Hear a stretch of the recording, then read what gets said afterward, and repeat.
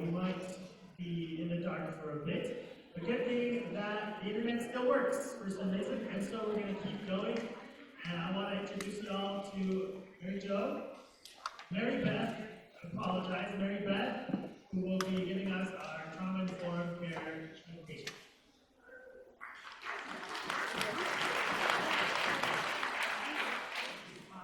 Best laid plans, right?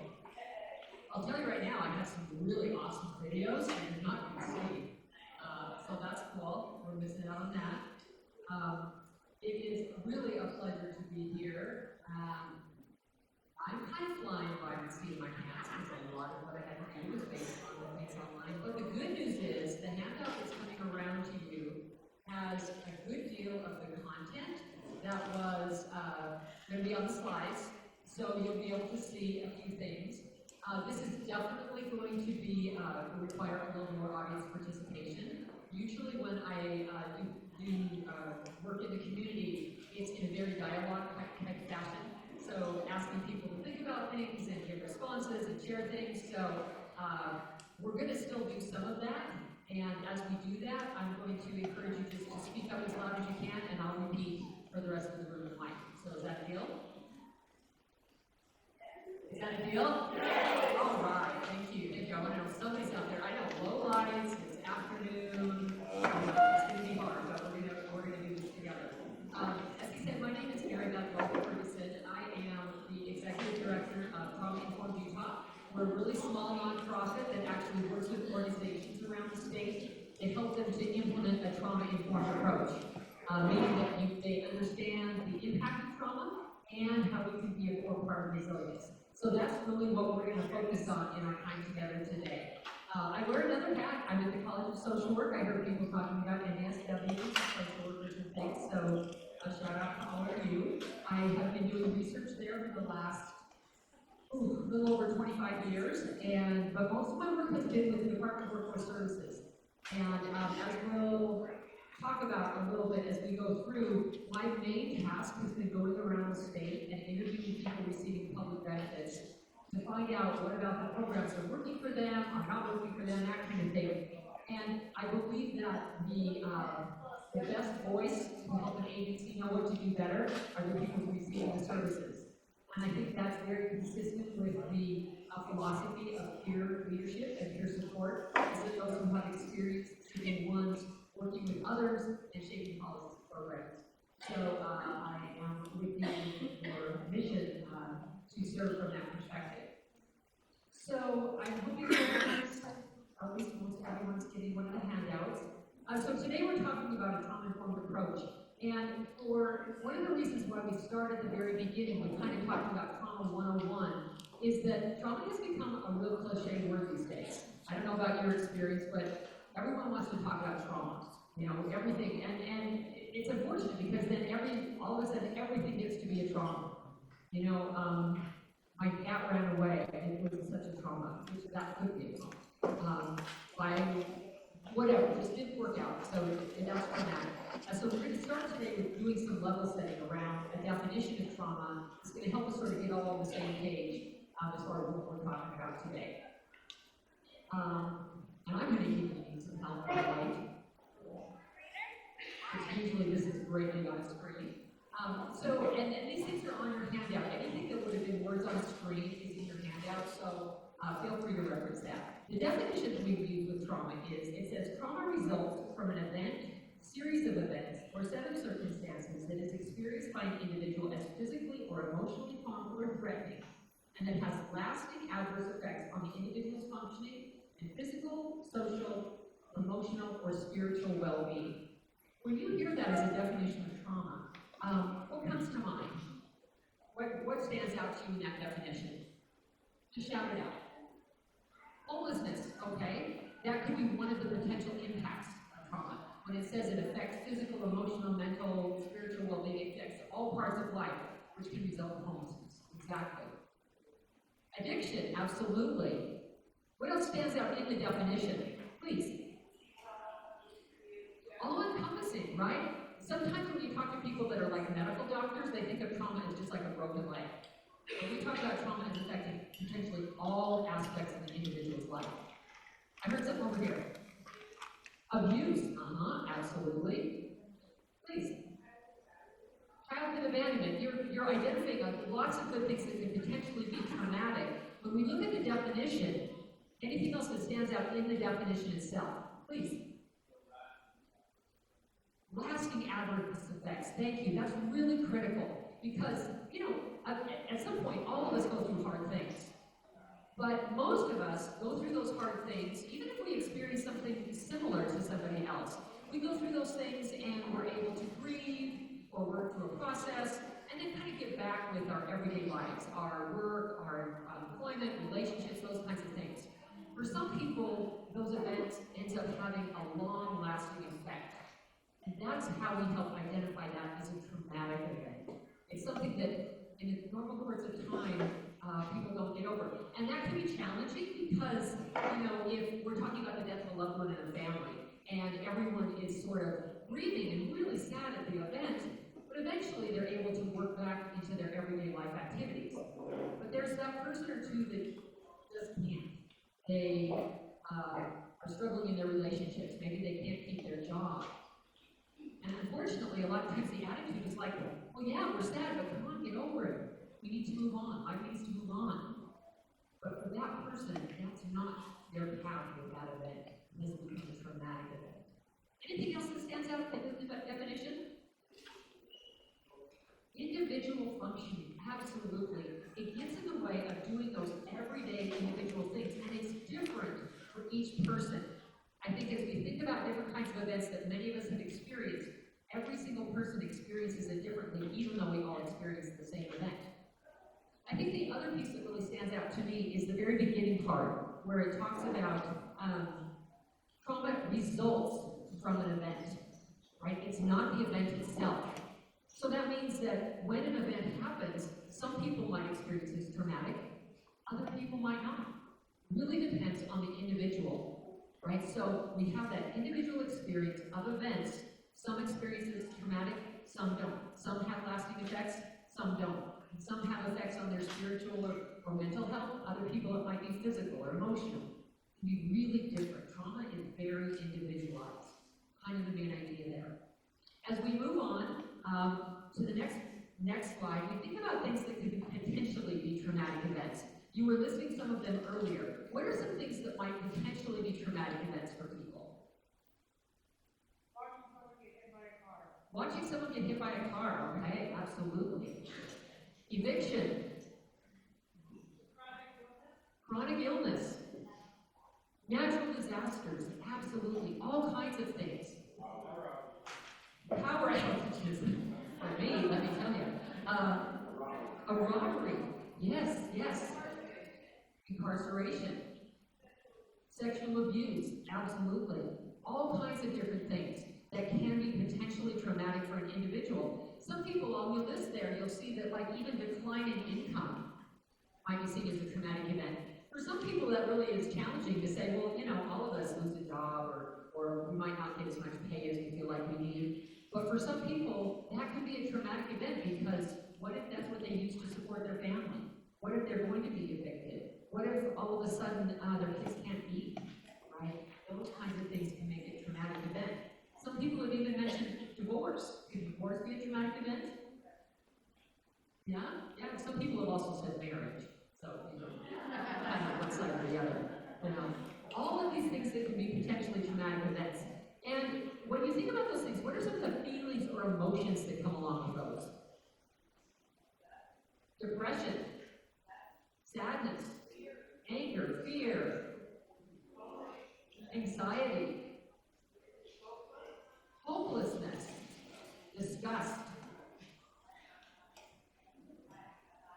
panic attacks, absolutely, all these kind of things, feeling like the world is not safe, like maybe I'm kind of out of control. Anyone here like to be out of control?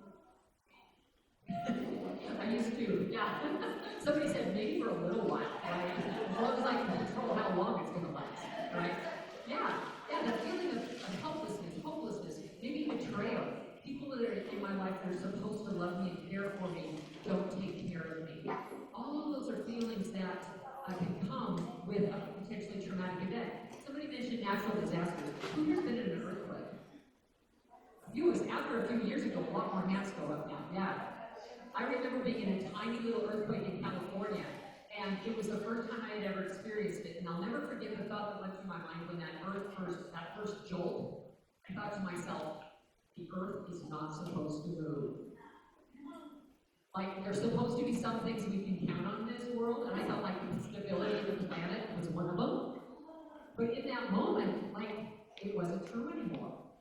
And all of a sudden, that sense of what I could believe in and trust was gone. Now, if you talk to somebody from Southern California that experienced that like 100 times in a month, they're like, what's the big deal?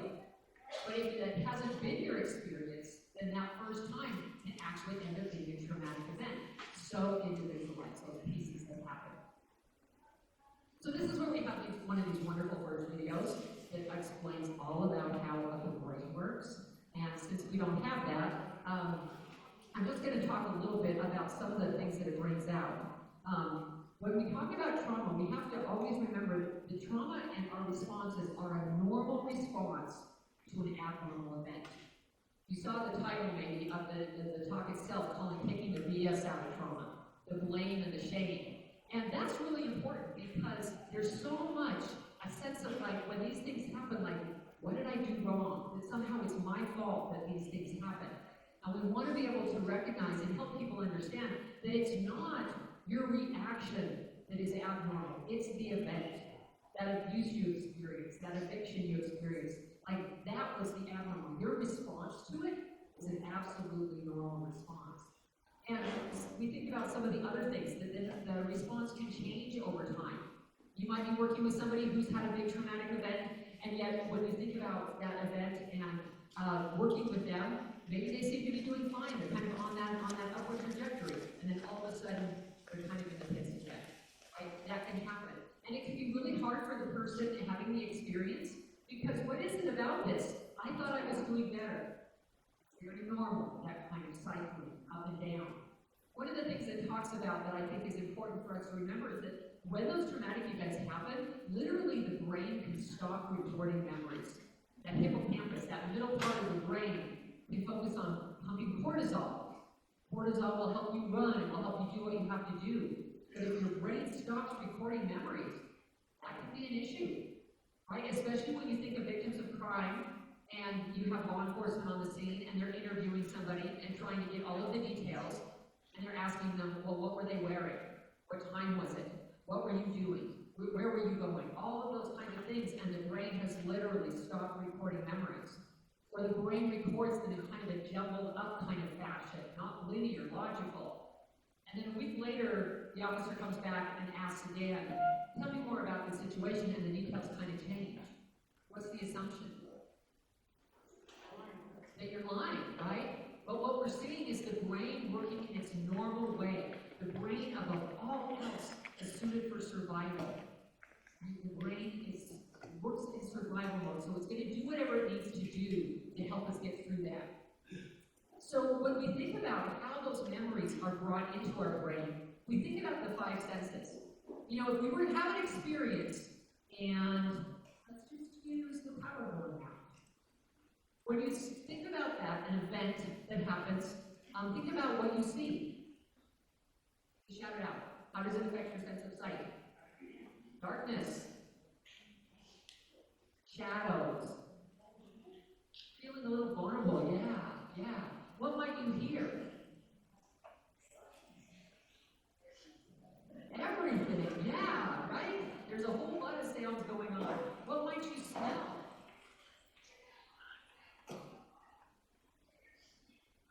You hear people? Right? You might, the things at your table, the things right, what might you taste? Okay. What might you feel in your body? Contraction, yeah. Those different kinds of things. Our senses are what pick up the information around us. And those are how we experience feelings. When a traumatic event happens, think about a time, how many here have seen the jump scare video with the car driving?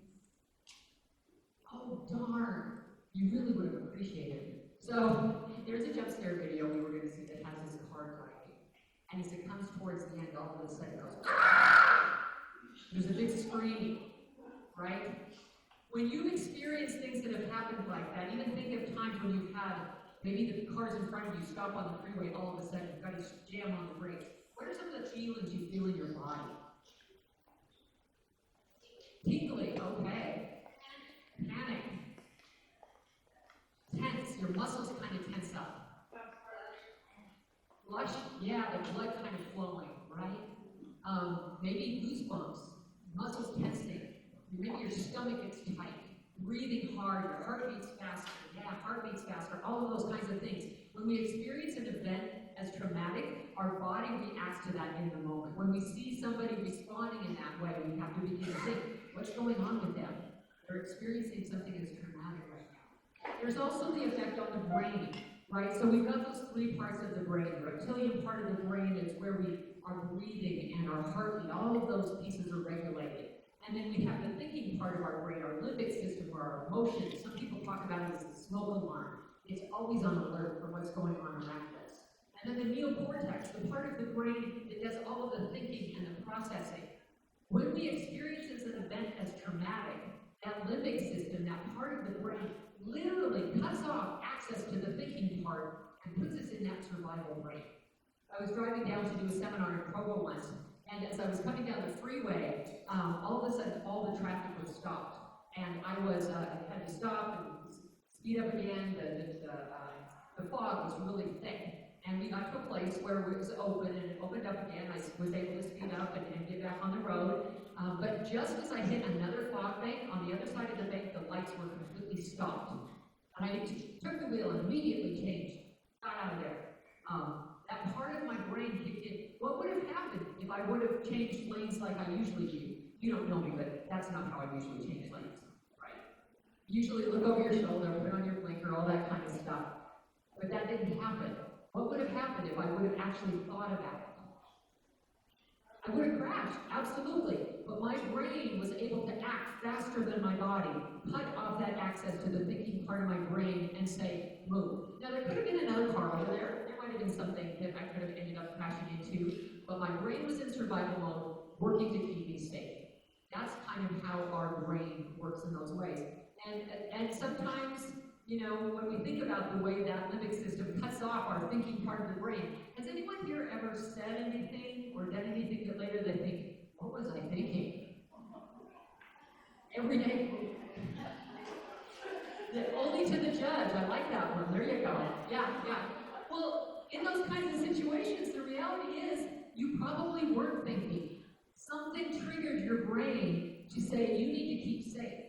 You need to stay safe. So we cut off access to that thinking part of the brain and goes right into survival mode. Right? So that is part of what our brain does to keep ourselves safe. So we think about the thinking part of the brain, we think about the physical body.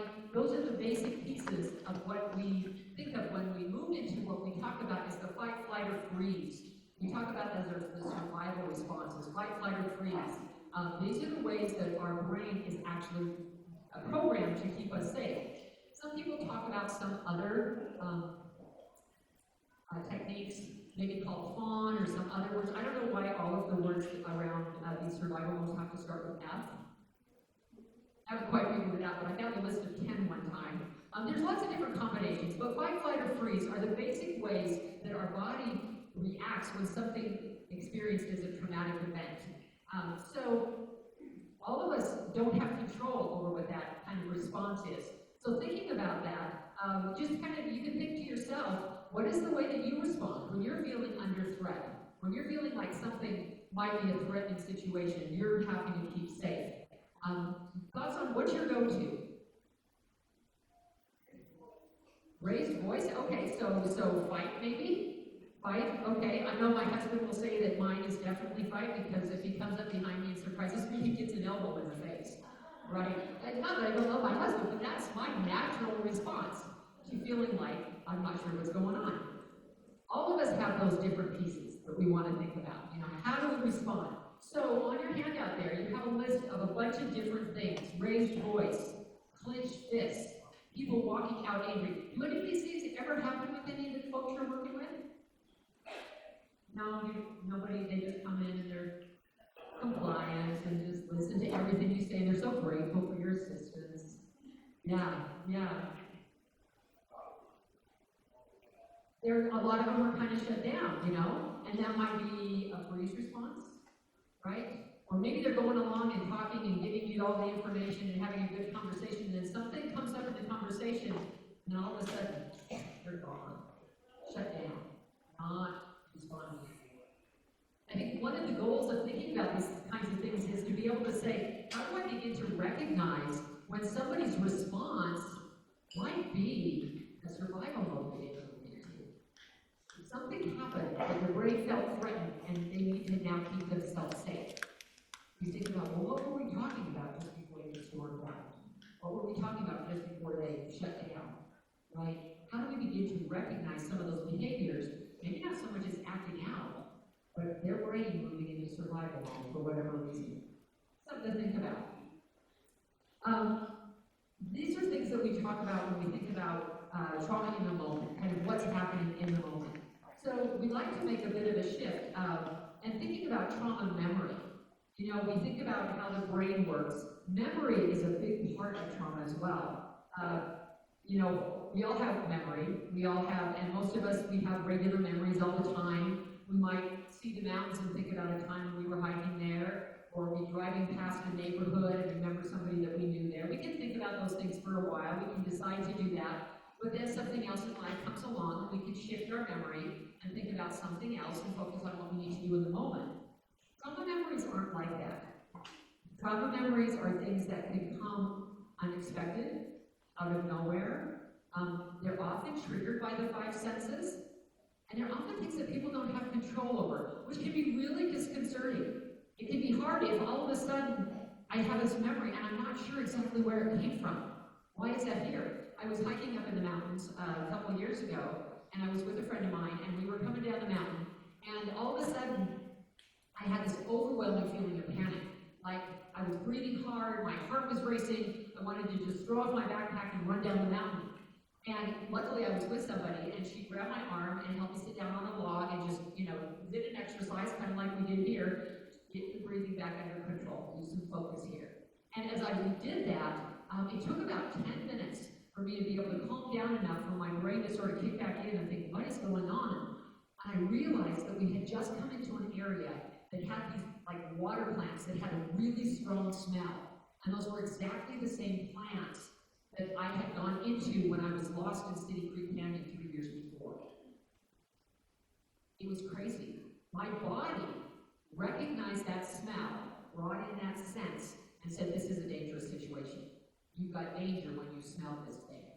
But it was really hard for me because I wasn't like, I didn't know what was going on, right?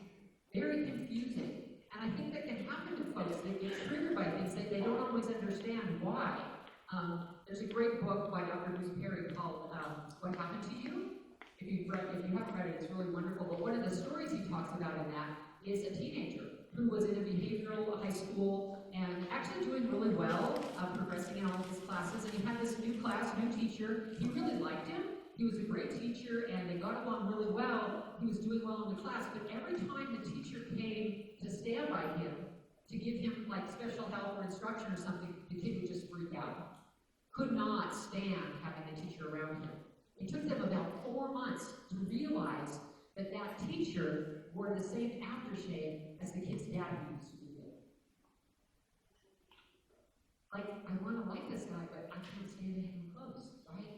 And that's really confusing to people, because those triggers, if we haven't been able to make the connection, it can be really scary, like, what's wrong with me? Why am I acting like this? Right? Or the family that was walking down the street and all of a sudden the dad found himself under a car.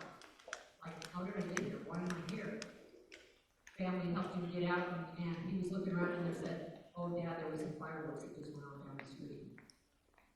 Not even a split second of thought about it. His body just put him into someplace safe. Right? Those kinds of trauma memories are things that can happen to people and can be really confusing and part of that trauma history. So as we think about those kinds of things, these are reactions or triggers or things that kind of happen in the moment. The other piece that we think about when we think about trauma and some of the impacts are when we talk about childhood trauma and things that happen to people as young people. The adverse childhood experiences study, how many people are familiar with that? A few of you, okay. If you're not familiar with it, again, a really great 3-minute video that we're not going to see, right? But I can tell you just a little bit, just a second. So the adverse childhood experiences study was done in like the late 1990s. And in that study, there was a doctor from Kaiser Permanente in California, and he had an obesity clinic. And he would have folks that would come into the clinic and lose like 100 plus pounds. And he would find that, unfortunately, a lot of those individuals, after just a few months of leaving the clinic and doing really well, would come back having gained like 100 plus more pounds. And it was really confusing, like what was going on with them. So he did some more assessments and asked more questions. And of those individuals that he talked to, he would ask things like, how much did you weigh in kindergarten?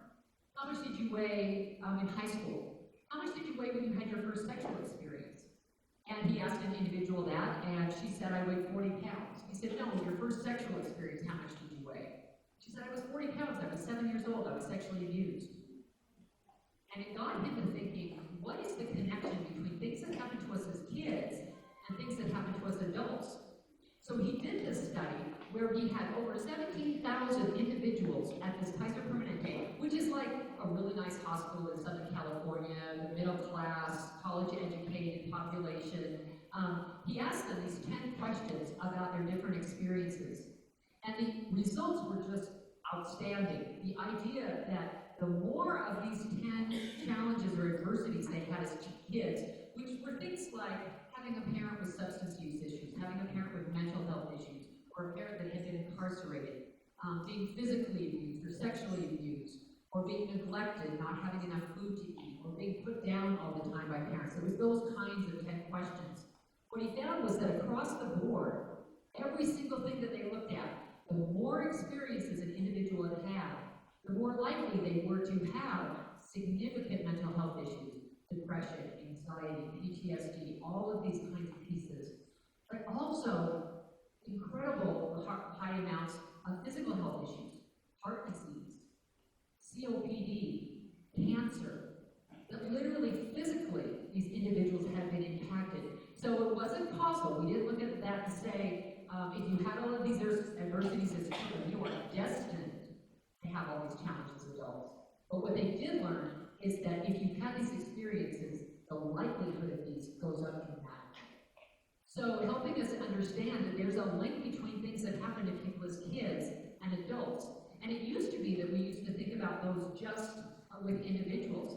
But we see that as we look at our social context, as we look at our cultural and historical values, all of those pieces on your handout, you have a diagram that talks about that. All of those pieces go into this. So it's not just things that happen in the household.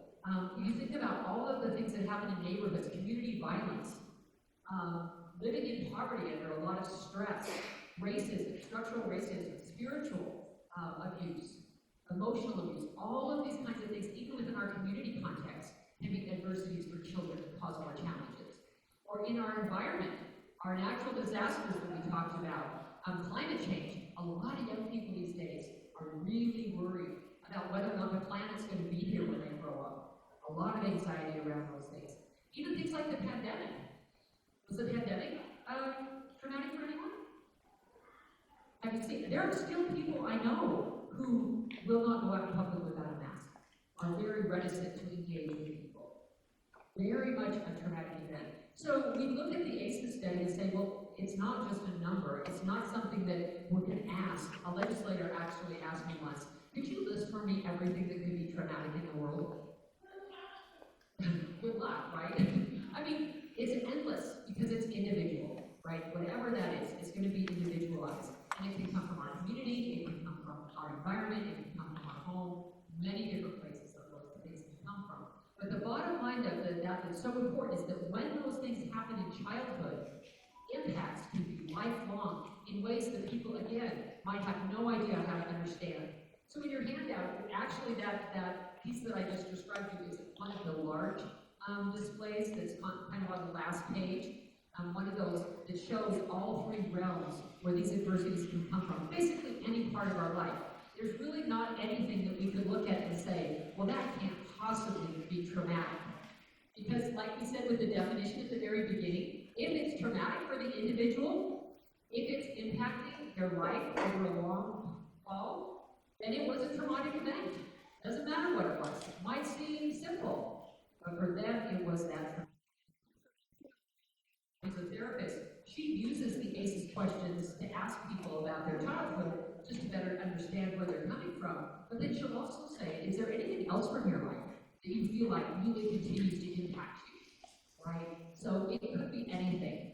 So when we think about that and those different kinds of pieces, think about the impact on the brain. So if you've got this little child that is living in survival mode all the time, we think about the way that the brain develops and the neural pathways. Remember when we think about infants, we talk about talking with them and stimulating them with different colors and different shapes and figures and things. That all helps those neural pathways. It helps those pieces of their brain develop. For a young child that doesn't experience those kinds of things and only is in an environment that is very stressful and overwhelming, that neural pathway for survival becomes like a superhighway. That's really strong. They are really good at surviving. Their brain focuses on just keeping their heart beating, on keeping their breathing, those pieces. It can be a challenge for the rest of the pieces. Now, just because somebody doesn't get those pieces in childhood doesn't mean there's not an opportunity. You know, all of our brains are growing through our late 20s, you know. We're always developing those neural pathways. But if you think about a family where you've got like a bunch of little kids that are in like a bilingual or a trilingual home, they can run around and they can flip from Spanish to English to whatever other language. Their brains just pick up. They know how to do it. But when I tried to learn Spanish when I was in my 40s, it was not as easy, right? My brain just was not picking up things in the same way as their little brains do, right? So we get less plastic. We can learn later, but it's harder. So that brain is greatly impacted. On your handout, you have the picture of the brain with the different boxes. You know, that part of our brain where those things are developed, things like our behaviors, being able to regulate our behavior, being able to learn and problem solve. Think about some of the clients and some of the folks that you're peers with, right? You see sometimes that people struggle with some of those things. Part of it then is when you think about if they experience those kinds of things as children, and that super pathway for survival was really strong, or problem solving or behavior regulation. Awesome. So, should we get the, can we take just a minute and see if we can get things up? Can we do that? Okay. 2 minutes.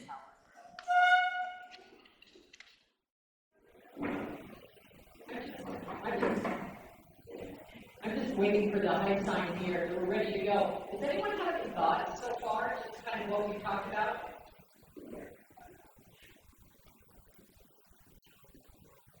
No thoughts. Wow. Oh, okay. Yeah.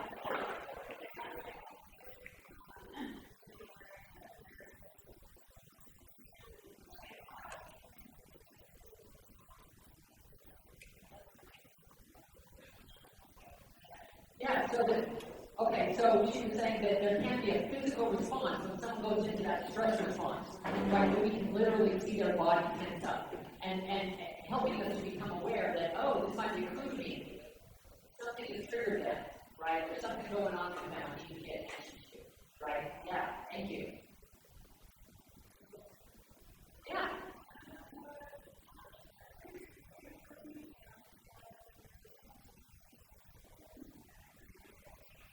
Well, and as we're going to see, and we're just going to kind of, I don't have the high sign from the back, but I think they're working on getting the slides up, so I think we'll just go ahead.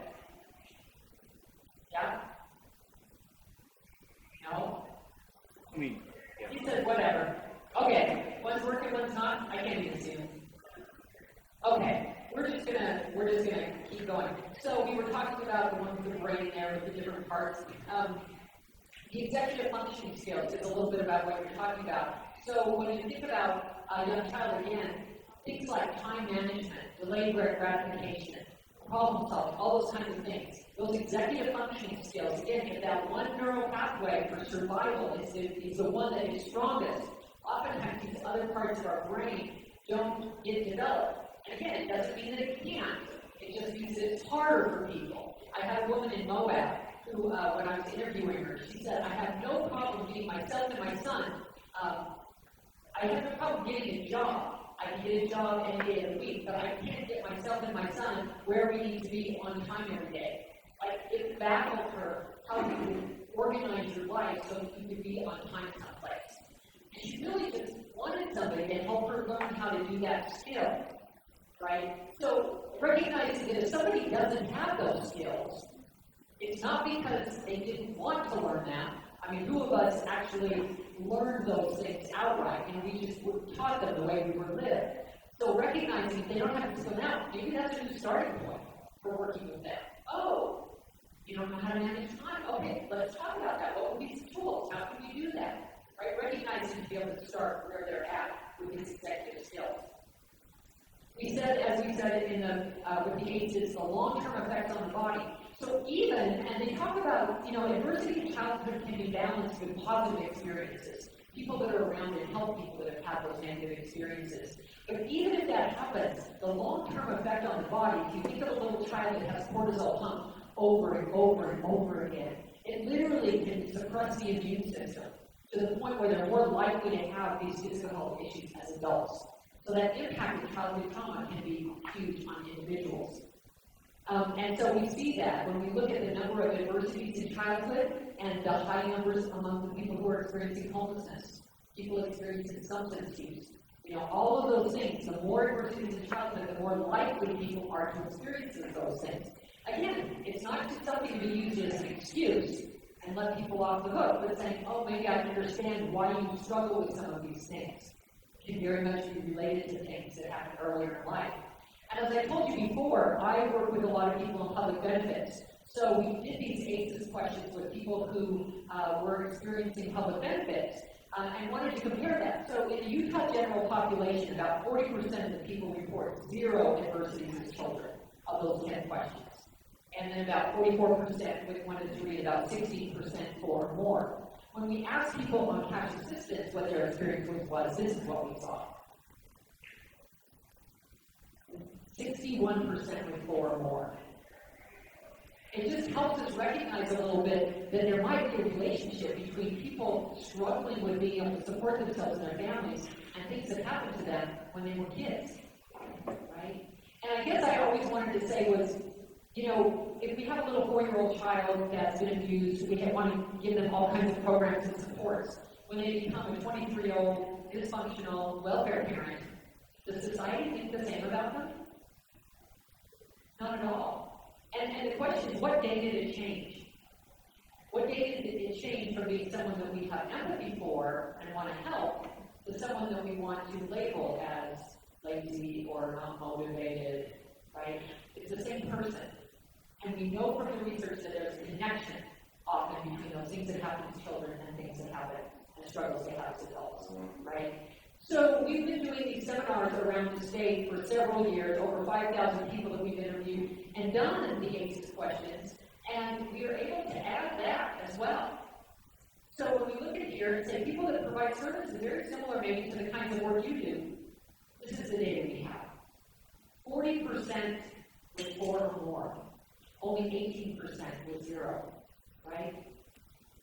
We look at that and say, well, gosh, I think there's reasons why people go into this kind of work. And especially in this group, right? When I have those experiences, I want to be able to share hope and strength with others because I know how rough it can be. And I want to be able to be there for someone else. But it also reflects a whole lot of resilience among you and other people because you've had those experiences, many of you, and you've overcome them to the point where you can be there and be for others. Right? So we put those pieces together in this kind of view. The ACEs is not a destiny, right? There's lots of hope. When we give people information and help them understand, it's not that you're broken. It's not that you're bad. A lot of bad things happen to you. And that's going to affect your brain. Let's work with that and see how we can help build it and make it stronger. Right? There is is hope in giving information and helping people see that. And what we call that is building resilience, right? I like this saying, learning to be healthy and hopeful after bad things happen. When you bend with the wind but don't break with the storm. Like, how do we help people stay strong in hard times? That's a big part of what we do. Resilience can be looked at in a lot of different ways. Really, it ends up being giving them strength, hope, and courage to stay strong in hard times. There's actually a piece that we look at, there's a genetic component. Any parents here? Parents of more than one child? Do you see different levels of resilience in your kids? Oh yeah, we hear that all the time. Even though they grow up in the same household, same basic environment, there's a genetic component that people come with. But also a huge part of that are the individuals and community supports that are around people that help them build that resilience. Resilience is primarily an outside in, right? We help people build resilience. And resilience can look different. In that grit, that being able to stay strong in hard times is part of it. But also, I think it's something like even being in a game. If resilience is about finding a place for hope and a place where I feel safe, and that's where a person finds it, that may be, for them, an expression of resilience. Now, it may not be a very healthy one, or it might have other consequences, but we want to recognize that if people are going towards something that's actually helping them, that could be a sign of resilience that just needs to be redirected. Just like substance use can be a way of dealing with and coping with emotions, not a healthy way.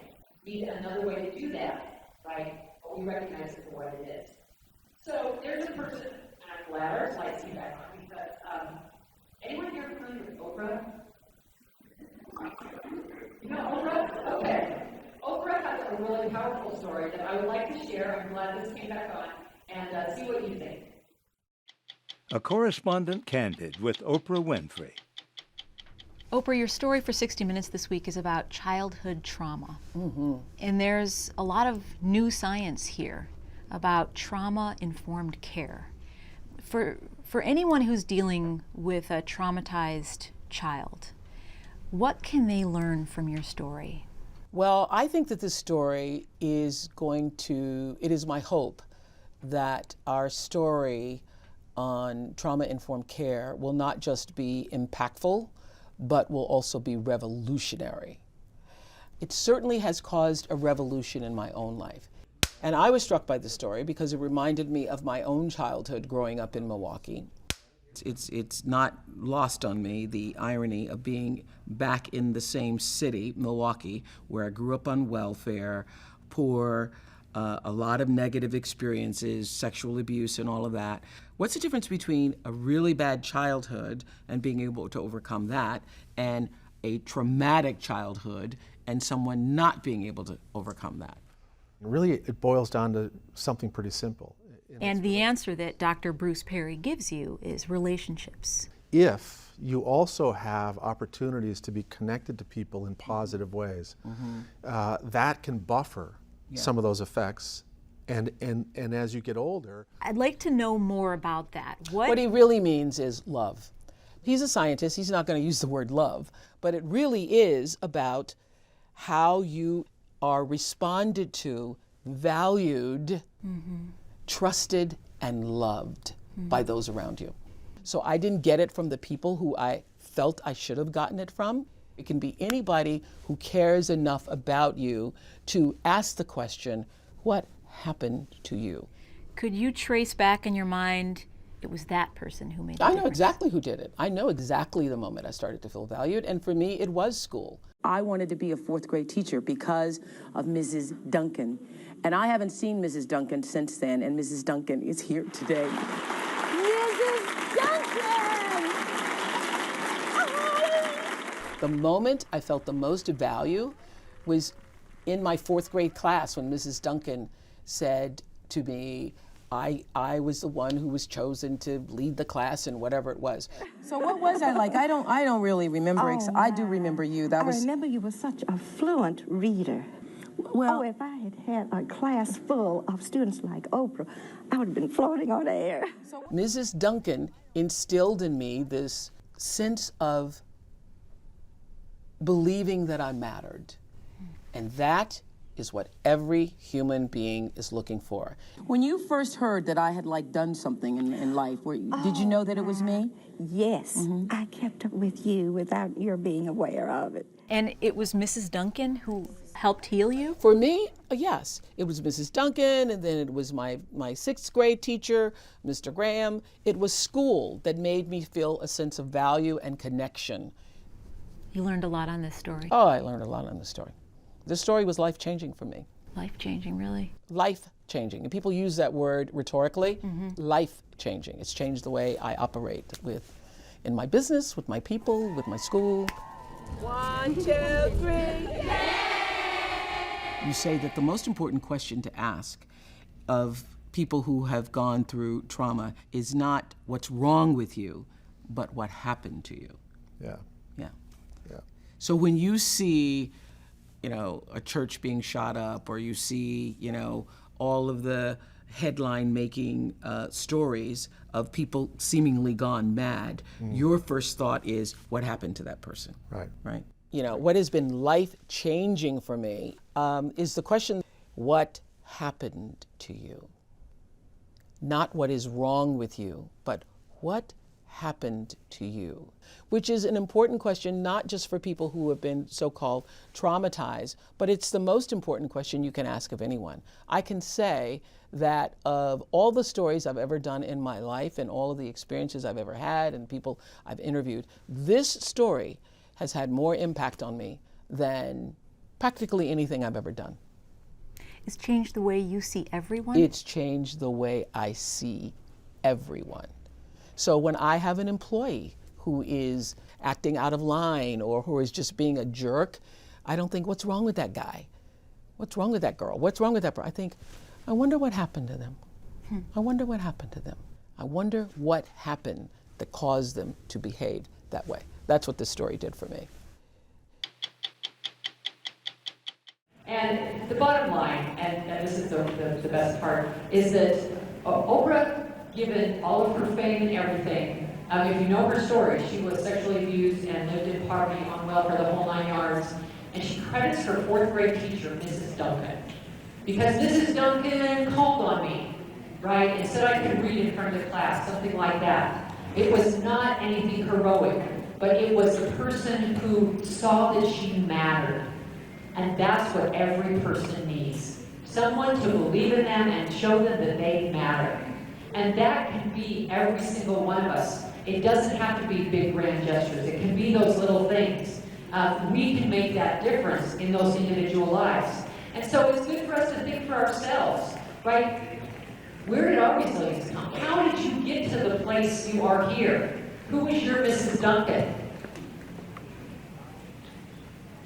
Might have been a parent. Might have been a neighbor who saw your situation and really cared, right? A sibling maybe, or a teacher, a coach for a lot of people. Maybe a grandparent, right? You never have when you have to become your own. I think that happens, right? Because sometimes we see what we don't want to be. So it's a negative model, and we turn that around and say, I'm going to find a way of doing not that, right? Yeah, that can definitely be, right? I know that growing up for me, my mom, I had 4 brothers, but my mom was the kind that it's like, you just need to think about what you want to do. You can do and be anything you want. Was that actually really true? I wanted to be a ballerina. It wasn't going to happen, right? So clumsy, right? But I also now at this point in my life know that no matter what happens, I'm going to find a way out of it. I'm going to find a way through it, right? I just have that core belief because she believed that we could do and be anything we wanted. And so your resilience, thinking about where that came from, is part of how you're going to be able to help others. And part of the challenge of that then is thinking about when we do continue to give ourselves so much like that, we can literally be impacted by that. Right? We can be impacted in really significant kind of ways. Secondary traumatic stress, or sometimes people call vicarious trauma or compassion fatigue. I think about it a little bit like secondhand smoke. So that if you have the person who's smoking, they have the potential for all of the illnesses and diseases that might come from that. But if I'm exposed to their smoke on a regular basis, I could actually end up with the very same exact diseases, right? And that's challenging for us in our work because we want to be able to continue to give and give and give, but sometimes the things that we're doing are actually making it harder. In fact, I like this quote: "The expectation that we can be immersed in suffering and loss daily and not be touched by it is as unrealistic as expecting to be able to walk through water without getting wet." Sometimes we get this idea that if I'm being impacted by the people that I work with, if I'm feeling overwhelmed, there must be something wrong with me, right? There must be something that I'm doing wrong. I might not be that great of a worker. But the reality is, if we're exposed to it all the time, we are going to get wet. So we have to figure out, what are we going to do with that? Because some of the risk factors of secondary trauma, one of the number one ones is having that personal trauma history yourself. So having that experience is going to make you more susceptible to the secondary trauma. Working with the traumatized population, think about a lot of the folks that you work with, a lot of trauma histories. Working in isolation. You know, when we think about the idea that we can't tell all of the stories, that we can't share everything that we hear from people with others for confidentiality reasons, that's going to make higher risk factors. Being overwhelmed, having high caseloads, anyone relate to that? Like, can't even find enough in a day. Having limited experience, limited training. In a lot of our jobs, what often happens is we get hired in and 6 months later you're the supervisor. It's like, what? I just started, you know? What am I going to do? So just being able to think about that. All of these factors are risk factors. Think about for yourself. How many of those risk factors do you have? What's the potential for yourself in having secondary traumatic stress? You'll know by looking at signs and symptoms. There are signs and symptoms that we can see in ourselves and in others that say secondary traumatic sense is a real thing.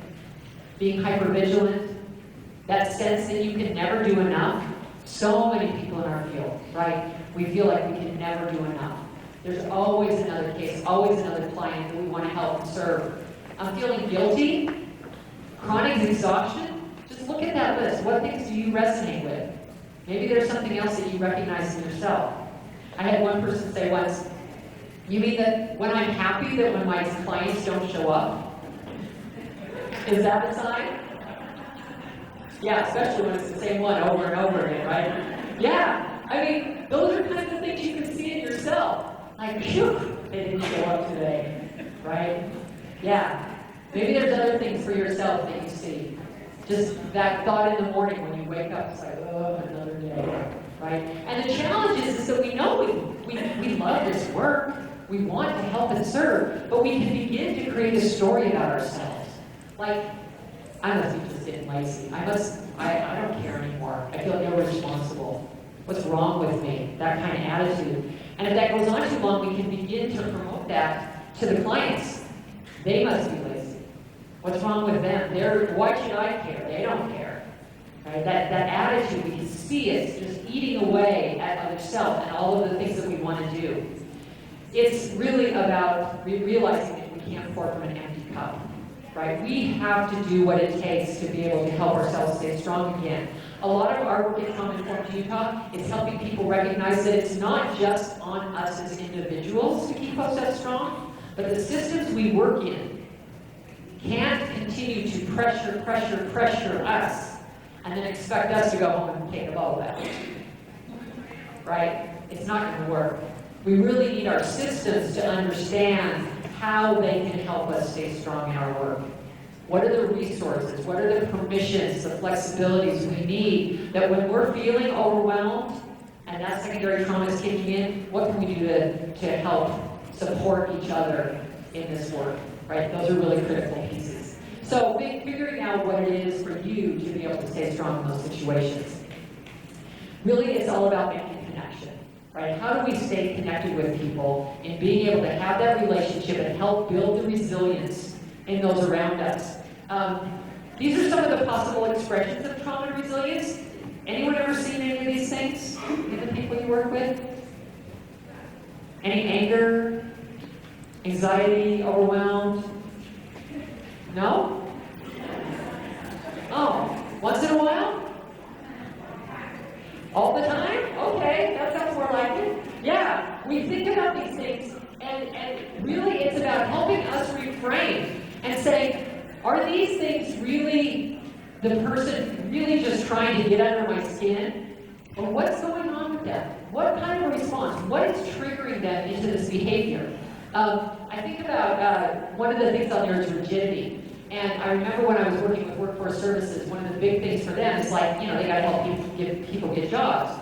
And a lot of times individuals didn't want to put their kids in childcare. And the workers are like, well, they're so rigid. They just want to stay home. They just want to be that stay-at-home mom and take care of their kids. Well, and that's true. So in talking with people and individuals, we would ask them about that. And what I heard a lot, which I didn't even know what it actually meant, was people saying, I'm not putting them in childcare until they can talk. Ah, okay. Not until they can talk. What they finally helped me understand was that I'm not going to put my kids with somebody I don't trust until I know that they can tell me if somebody's hurting them. Because when we did the ACEs, 41% of those individuals had been sexually abused as children. And in their mind, they were making the absolute most important choice to take care of their kids by not having them go with somebody that they didn't trust. So realistically, of course, if you're needing to support your family, it doesn't mean that you don't need to work. It means that maybe a worker has to work with you to figure out what would a trustworthy childcare look like for you, so that we can take care of that. The rigidity was serving a purpose. We have to work through that and understand it before we can ask people to move on. So whether it's the anger or anxiety or feeling disconnected, what's going on with them? How can we help them into the next stage? On the back of your handout, you have what we call the window of tolerance. I don't know if this is something that's familiar to people. This window of tolerance is a tool that's really helpful, I think, when we're working with people, especially when we're working with people that might be not in such a great place. So that yellow box in the middle is where we're calm, cool, and collected, where we're feeling regulated, we're having our best day, we can go into the office, and I must have been in my window of tolerance when the lights went out. Right? It's like, how do you manage things when things just go crazy?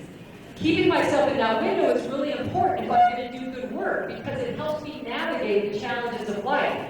Some of the things that keep us in our window of tolerance. What are some of the things that keep you in your good space? Just shout it out. Taking a break. Exercise. Fly fishing. Love it. Softball. Meditating. Naps. Gardening. Nature. Oh, great. All kinds of great things. These are super things that we're able to use to keep into our window of tolerance. So when we talked about filling our cup back up again, like these are some of the things that we are able to do to bring our best selves to situations. Because the reality is, in this diagram, is that things are going to happen in our day when we're going to get kicked out of our window of tolerance into hyperactive or activated, where we're being challenged. People are pushing our buttons. Things are happening. How do we bring our best selves, the biggest window we can into any situation? So that when we get kicked out, we're able to do some kind of practice, whether it's breathing, just a quick minute with a walk, whatever that is, to get back into a good place. Because if I'm in a situation and I'm out of my window, irritable, disagreeable, and somebody comes in to receive my services and they're out of their window of tolerance, what's going to happen? It's going to be a train wreck. Yeah, absolutely. So doing the things that we need to do to stay on our window. What are some of the other things, just on a daily basis? People sometimes talk about getting enough sleep. In fact, one lady said, it's amazing how when I get 8 hours of sleep at night, everyone at work the next day is so nice. Wow, right? My husband will tell you I get into my window of tolerance because sometimes I'll come home really grumpy, and he'll just look at me and say, how long has it been since you've eaten? Anyone else relate to that? Yeah, get angry. Absolutely. I gotta have snacks with me all the time. So knowing yourself and saying, knowing what I need to be able to get back into my window of tolerance is really key. And that's, again, part of your organization's work. right? Part of our organization is just being able to help people have the tools so that when you have that client come in that just totally pushes your buttons and they kick you way out of your window of tolerance, you have permission to say to a teammate, hey, I need to take 5. Like, I'll be back, but I need to go breathe a little bit, right? Whatever that is, so that we can make sure that when the next client comes in, we're in a space that we're able to do our best, that we're able to recognize them being triggered, that we can see the stress responses in their behaviors. All of those pieces kind of going together. So hopefully that window of tolerance, you'll be able to think about that and think about what are the things that I can do to help myself come to every situation with the biggest window possible, right? We don't want to come in to our work one day with this teeny little window. Not going to go well that day, right? Because there's going to be lots of things that push us out. So maybe this tool is something that we'll be able to help. One of the things that we can think about is that if we are in our window of tolerance and we're working with somebody who's not, you can tell they're totally dysregulated. They're totally out of their own space, in a really bad space. Some of the things, if we try to do any work, you know, when you think about back to the brain, they're in survival brain, right? Their emotions have kicked in. They're not in the thinking part of their brain. They're not going to be in a place to put together a plan or work on a strategy for life, right? How do we get people back into that best part of their brain so if we want to do some thinking together, we can? You've probably got tools that you use, and this may be one of them. People familiar with the 5, 4, 3, 2, 1? Right? When we think about that, and the things that we talked about earlier, why does this work? Why does focusing on our sight, our hearing, our taste, our smell, why does that work to get people back into the moment? It forces the brain from here to here. Okay, thank you. It getting present, yeah. Actually, I was working with some nurses once, and they talked about literally, like even something as simple as offering somebody a drink of water, right? Or people that have that candy on their desk. When your mouth is moving, when you're swallowing, if you've got spinning thoughts in your brain, literally your brain can disconnect from those thoughts and focus on your body in the moment doing what it does. Anything that helps focus on the senses, because remember we talked about trauma is what brings in, our trauma comes in through the senses. Anything that helps us focus on our senses in the here and now, in this moment, will bring us back into like this space, this time. So that 5, 4, 3, 2, 1. And what you were doing earlier, the box breathing, being able to just be able to stop for a moment, and again, like the nurses said, focusing on that breath brings you back into the reptilian part of your brain. You're able to get into that part of your brain where you're able to focus just on being, right? That's why that works so well.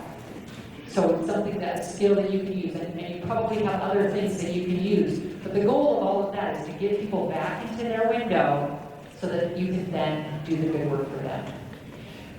So we've gone through a lot of things today. I think we are getting close on time, but one of the last pieces, and you actually did this at the beginning, just to be able to take, even if it's 1 minute just to focus yourself, take a deep breath, breathing in, whether it's the box breathing, holding it, breathing out. Just help us get back into that space. It's been really a pleasure spending time with you, and I appreciate your patience and understanding and participation through probably one of the strangest experiences I've had in doing this. But you were able to roll with it, and I think that's a great sign of the resilience of this group. So thank you again for your attention and time.